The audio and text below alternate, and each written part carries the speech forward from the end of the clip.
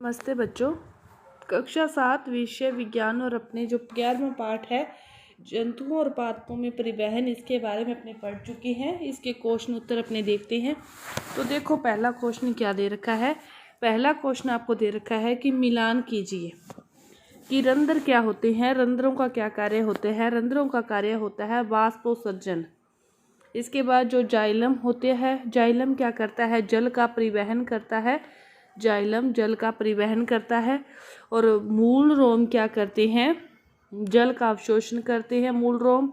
और फ्लोएम क्या करते हैं, भोजन का परिवहन करते हैं। फ्लोएम भोजन का परिवहन। इसके बाद एक स्थानों की पूर्ति करनी है कि हृदय से रक्त का शरीर के सभी अंगों में परिवहन किसके द्वारा होता है, धमनियों के द्वारा होता है। किसके द्वारा, धमनियों के द्वारा।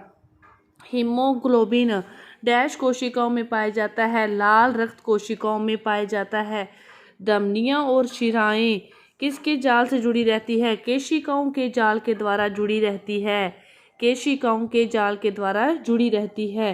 हृदय का लयबद्ध विस्तार और संकुचन क्या कहलाता है, दिल की धड़कन कहलाता है। मानव शरीर के प्रमुख उत्सर्जित उत्पाद कौन से हैं। मानव शरीर का प्रमुख उत्सर्जित जो उत्पाद है वो क्या है, यूरिया है। क्या है, यूरिया।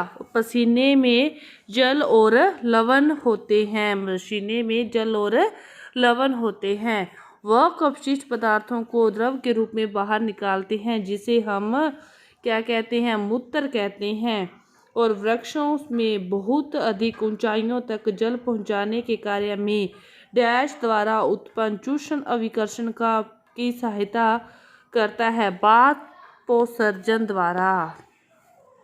इसके बाद तीसरा जो क्वेश्चन है वो क्या है, सही विकल्प का चयन करना है। पादपों में जल का परिवहन होता है। जल का परिवहन किसके द्वारा होता है, पादपों में जाइलम के द्वारा होता है। किसके द्वारा, जाइलम के द्वारा। और मूलों द्वारा जल के अवशोषण के दर को बढ़ाया जा सकता है, उन्हें पंखे के नीचे रखकर। कैसे बढ़ाया जा सकता है, पंखे के नीचे रखकर। पंखे के नीचे रखकर। इसके बाद देखो चौथा क्वेश्चन कि पादपों तथा जंतुओं में पदार्थों का परिवहन क्यों आवश्यक है, समझाइए। पादपों और जंतुओं में इसका परिवहन क्यों आवश्यक है, समझाइए। कि जो पौधे और जानवर हैं उसके विभिन्न अंगों की जो कोशिकाओं हैं उनको कार्य करने के लिए जो विभिन्न आवश्यक पदार्थों की आवश्यकता होती है, और इन कार्यों के दौरान उन्हें विभिन्न प्रकार के उपयोगी और अपशिष्ट उत्पाद बनाए जाते हैं। और इन आवश्यक पदार्थों की आपूर्ति करने के लिए और अपशिष्ट उत्पादों को हटाने के लिए ही इन सामग्रियों का जो परिवहन है वो आवश्यक है। इसके बाद देखो पांचवा क्वेश्चन, क्या होगा यदि रक्त में पट्टी कानून नहीं होंगे। और यदि पट्टी कानून नहीं होंगे तो चोट लगने पर जब खून बहना प्रारंभ हो जाएगा तो वह रुकेगा नहीं, तो अंत में व्यक्ति की क्या हो सकती है, मृत्यु हो सकती है। रंध्र क्या होते हैं और रंध्रों के कार्य क्या है। पत्ती की सतह के जो नीचे छोटे छोटे छिद्र होते हैं उन्हें क्या कहते हैं, रंध्र कहते हैं। पत्ती की सतह में नीचे की तरफ छोटे छोटे छिद्र होते हैं उन्हें ही क्या कहते हैं, रंध्र कहते हैं। और बाष्पोत्सर्जन का और गैसों के विनिमय का जो प्रमुख कार्य है ये किसके है, रंध्रों के ही है। क्या बाष्पोत्सर्जन पादपों में कोई उपयोगी कार्य करता है।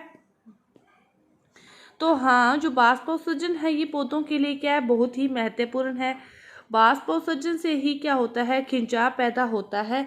जो पौधे हैं वो लंबे होते हैं और पेड़ों से जो पानी ऊपर चढ़ने का जो काम है वो भी फिर इसी के द्वारा ही संभव हो पाता है। इसके बाद देखो आठवां क्वेश्चन, रक्त के घटकों के नाम लिखो। तो रक्त के जो प्रमुख घटक हैं उसमें आप जानते हो कि जो प्लाज्मा है ये क्या है, रक्त का तरल भाग है। रक्त के तरल भाग को क्या कहते हैं, प्लाज्मा कहते हैं। इसमें लाल रक्त कणिकाएं, सफेद रक्त कणिकाएं और पट्टी कानू उपस्थित होते हैं। जो लाल रक्त कणिकाएं होती है ये एक विशेष प्रकार की आरबीसी जिसमें क्या पाई जाती है, हीमोग्लोबिन पाई जाती है। डब्ल्यूबीसी जो कीटाणुओं से लड़ती है, हमारी रक्षा करती है। और पट्टी कानू है ये रक्त का थक्का बनाने का कार्य करते हैं। शरीर के सभी अंगों को रक्त की आवश्यकता क्यों होती है। जो शरीर के सभी प्रत्येक भाग जो कार्य करता है तो उसे कार्य करने के लिए फिर कुछ ना कुछ पदार्थों की आवश्यकता होगी। तो इसके अतिरिक्त हर भाग भी कुछ अपशिष्ट भाग पदार्थ भी बनाता है, उसको भी हटाना जरूरी है।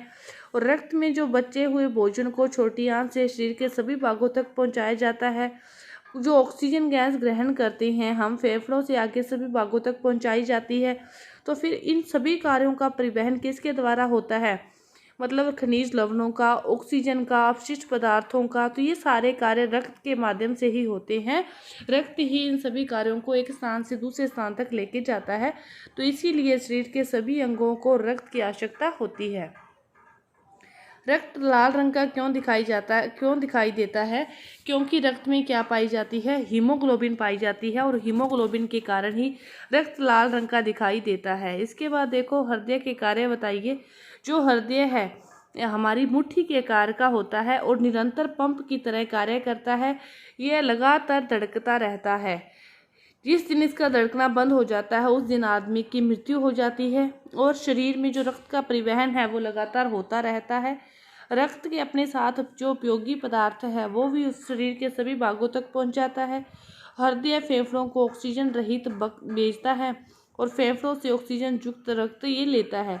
तो रक्त के माध्यम से ही शरीर के विभिन्न हिस्सों में क्या होती है, ऑक्सीजन की आपूर्ति होती है। रक्त के माध्यम से ही हृदय ये कार्य करता है।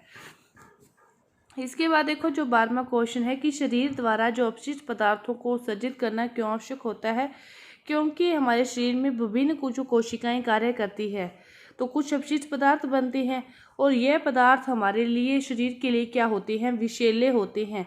इसीलिए शरीर के द्वारा इन पदार्थों को उत्सर्जित करना आवश्यक हो जाता है। मानव उत्सर्जन तंत्र का चित्र बनाना है और उसके विभिन्न भागों को नामांकित करना है। तो उसका चित्र आप इस प्रकार बनाओगे। 2 वक होते हैं, 2 मूत्र वाहिनियाँ होती है, मूत्राशय, मूत्र मार्ग और मूत्र रंध्र। इस प्रकार आप इसका चित्र बनाओगे। तो आपके इस 11वें पाठ के जो क्वेश्चन उत्तर हैं ये पूरे हुए। धन्यवाद।